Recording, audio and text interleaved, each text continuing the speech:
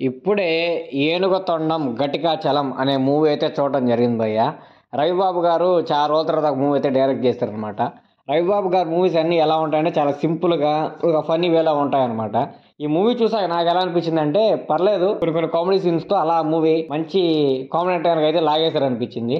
నాకు ఈ మూవీ చూసాక ఒరేయ్! కాన్సెప్ట్ ఏందిరా కొత్తగుంది. లైక్ రవిబాబు గారు దీంట్లో కూడా సక్సెస్ అవుతారా? లేకపోతే ఇంకేమన్నా ఫెయిల్ అవుతదారా బాబు అని అలా మూవీ చూడటం అయితే స్టార్ట్ చేశాను. ఓకే. నాకైతే మూవీ పర్లేదు బానే ఉందనిపించి అలా మూవీ అయితే పూర్తి చేశాననమాట. మూవీ ఫినిష్ అయ్యాక కూడా ఓకే. మూవీ బానే ఉందిరా బాబు. మరీ అంత గొప్పగా ఏమి లేదు. ఓకే. ఒక లిమిటెడ్ కామెడీతో బానే లాక్కొచ్చారురా మూవీని. చిన్న చిన్న ఎమోషన్స్‌ని సరిగ్గా కన్వే చేస్తూ పర్లేదు ఒక రకంగా లాక్కొచ్చారైతే అనిపించిందనమాట. ఇక మూవీ అయిపోయింది. ఇంక ఇన్‌స్టాగ్రామ్‌లోకి రాగానే ఇంక మూవీని మీమ్ పేజ్ వాళ్ళు ఒక్కసారిగా అన్ని మీమ్ పేజ్ వాళ్ళు లేపడం అయితే స్టార్ట్ చేశారనమాట. ఇంక నాకప్పుడు అర్థమైందనమాట. మరి పీఆర్ స్టంట్ ఈ మూవీ కూడా స్టార్ట్ అయిందిరా. రవిబాబు గారు అయితే చేసుంటారు ఖచ్చితంగా. ఇంకా వాళ్ళు ఆ శాటిలైట్ ప్లాట్‌ఫామ్‌కి అయితే అమ్మారు కదా! ఓటీటీ ప్లాట్‌ఫామ్‌కి.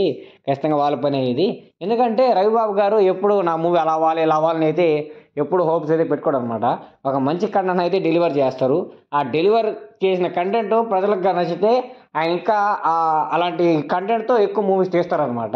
లేదంటే ఓకే. పర్లేదు. నేను నెక్స్ట్ టైమ్ ఇంకో మంచి యూనిక్ కంటెంట్‌తో వస్తాను. మీ అందరికి మంచి సినిమా అందిస్తానని థాట్ ప్రాసెస్‌తో రవిబాబు గారైతే ముందుకెళ్తుంటారనమాట. అంతేగాని నా మూవీ బాగున్నా, బాలేకపోయినా సరే జనాల మీద ఏసి రుద్దేయాలన్న మైండ్ థాట్‌తో అయితే ఆయనైతే ఉండరనమాట. చాలా బాగుంది భయ్య మూవీ. అలా సరదాగా కొంచెంసేపు చూసేయొచ్చు. ఏమి ఇబ్బందయితే ఏముండదు.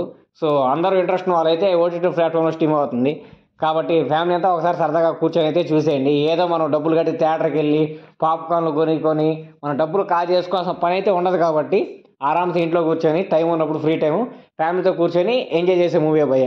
అంత వల్గర్ వర్డ్స్ గానీ, 18+ కంటెంట్ గానీ, 18+ కామెడీ గానీ ఏమీ లేదు. ప్యూర్ నేచురల్ కామెడీ ఉంటదనమాట. సో, ఖచ్చితంగా అందరూ అయితే ఒకసారి చూడండి.